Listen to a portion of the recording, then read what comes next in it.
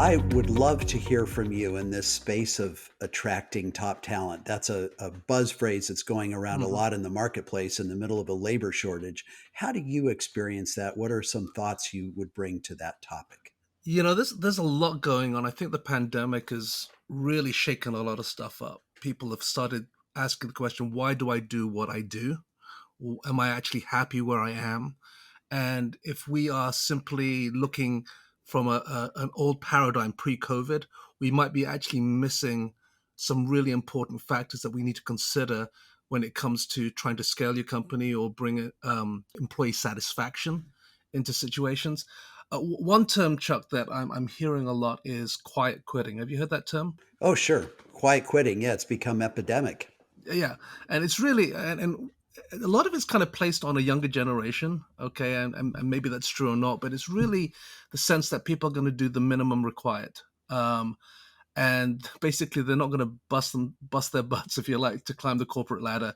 If you're looking at your company and you say, "Are people quiet quitting?" There's kind of, I would say, three indicators that I often see, and that's you'll start seeing employees withdraw, okay. There's a sense of apathy around them, and you begin to see a negativity perhaps that you haven't seen before in terms of their tone, in terms of their comments. And so let's talk about quiet quitting for a moment, Chuck. How would you how would you help employees prevent this sense of just quitting on what they're doing? What I'm seeing out in the marketplace with quiet quitting is, first of all, to your point, over the last few years, we've had upheaval in every aspect of life, including work life. So people are coming into work weary. Hmm. They're war weary. And many of them are discouraged emotionally. They feel depleted physically. And then on top of that, many of us find ourselves at work with heavier workloads. And it's not just the reality that the workplaces have been just streamlining to the point Hmm. that they've got just enough people to handle the work that they've got. And if they're growing, they're trying to figure out how to grow more with the people they already have. Yeah. But I would also say, Steve, that a lot of the reality of work today is that in order for organizations to jump through hoops over the last few years, they have developed a lot of cross functional deployment. So people that were accustomed to one kind of work and they suddenly find themselves thrust in another. And while the organization may be familiar to them, the role certainly isn't. Hmm. So this becomes draining as well. And people get to a place, some people do, where they're just so weary that they want to put in just enough to get by. I think where this really affects us in the space of attracting talent is that the place in a tight labor market where we need to start isn't first to go find new people to hire because it's so hard to accomplish that. It's to do the best possible job of retaining and developing the people we already have. Yeah. So when I think about that, we're kind of starting with what some would call quiet quitting and asking the question, how do we get from that to people who are thriving in the environment that they're in? So to me, there are a series of ways to go about doing that. But I think thematically, the idea is if we're looking to attract top talent in a labor market like this, let's start by looking at the people we have and addressing issues like quiet quitting. Yeah, and I think the other side of it as well, Chuck, is when we start seeing quiet quitting in our environment, it's easy just to point the finger at the person who's quitting. But I often say if you point the finger at one person, you've got three pointing back at you. Okay. It's first maybe to look at what's happening in the culture. Have we created an environment that people want to thrive? You talk about thriving. Okay. Are they in a thriving environment? We talk about how we've streamlined teams, but the workload is the same, the cross-functional things that you're talking about. What happens is people are feeling out of their depth, and also it creates an atmosphere of stress and anxiety, and they don't see an end to it. All right. And all of a sudden, one of the things that I've seen in environments are people are only thinking about function, but not about personal well being, emotional well being, mental well being. What happens is people then just simply say, I can't do this anymore. And even though they need the paycheck, but they're just, again, they've kind of cut themselves out of the environment. In every company, there's usually ebbs and flows, Chuck, where there's an increase of a concentrated period of time one thing I often would say to some of my clients is communicate that this is a short term situation, or communicate what the long term vision is so that they can see some light at the end of the tunnel.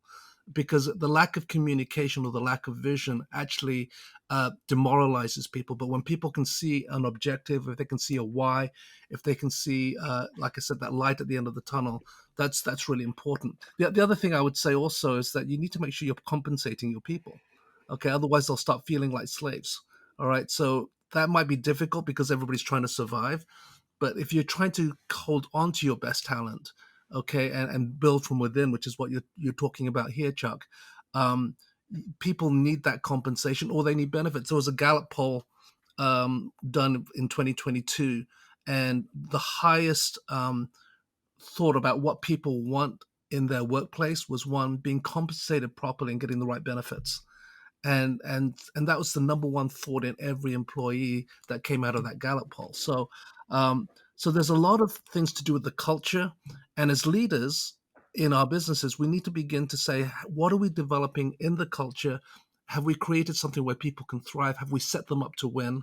Okay, or have we taken on as leaders what I call a survival mentality, so that basically what we are demonstrating is what people are picking up, and it causes this ripple effect that goes on.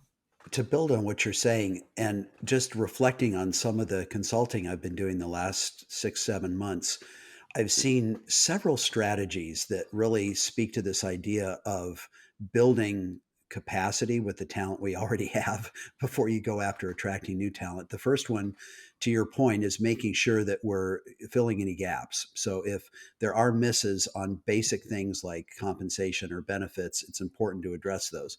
Those are necessary but not sufficient for getting the talent that you have to the place where it's top performing.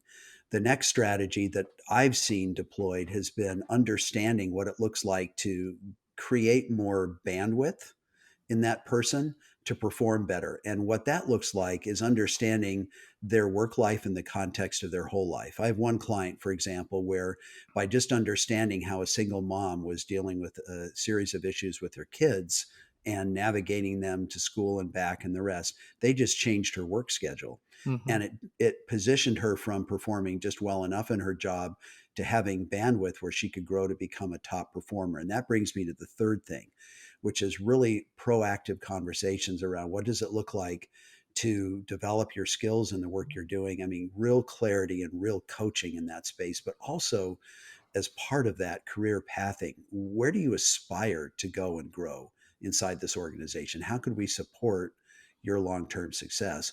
So I would call all of those out as a way to take the people that you have and build talent capacity through them even before you go out into a market with a labor shortage to find new people.